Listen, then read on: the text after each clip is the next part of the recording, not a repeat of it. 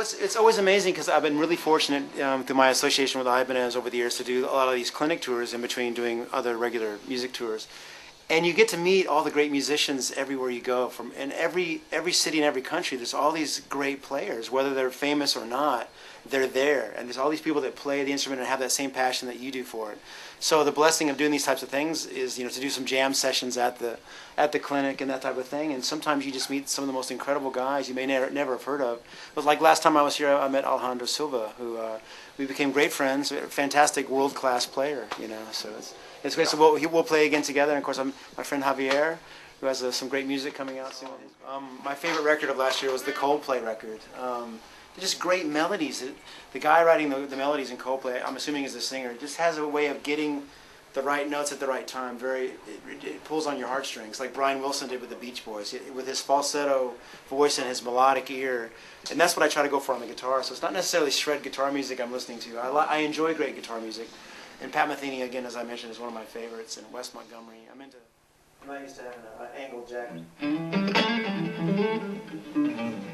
So, but it might just be a feel thing, Stevie Ray's another example that he listened to a lot of Kenny Burrell and 60s swing guys. And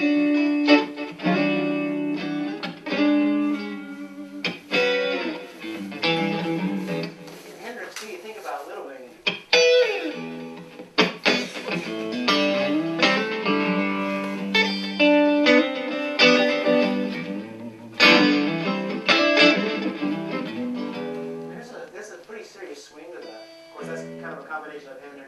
Stevie Ray's version.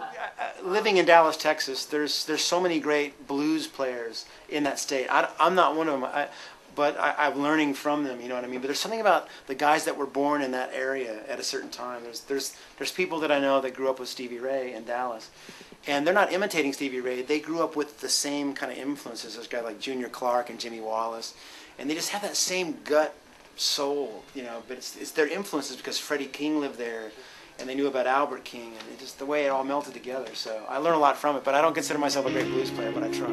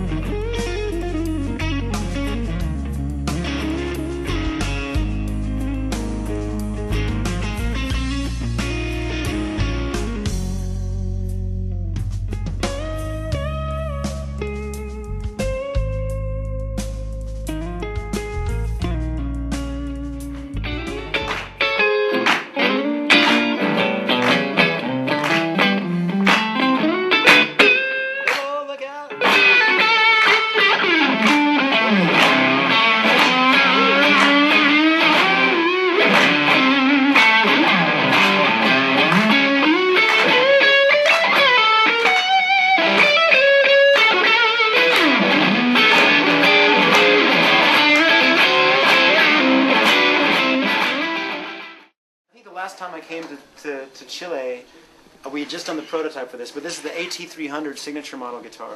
Yeah. And this is actually the last prototype before it went to production.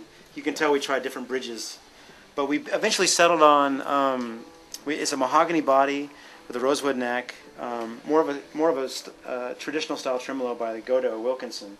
Yeah. And Spurzo locking tuners, Alder Marzio pickups. Oh yeah. It's these two are cruisers, and this is a custom wound humbucker, specifically for this guitar. It's the AT custom humbucker, and so it's a pretty traditional straight ahead guitar. But what really is great is the feel of the neck. There's very little finish on it, so it already kind of feels like a classic guitar. It's kind of worn in already for you, and I just love the sound of it. It's got a great beefy tone in it.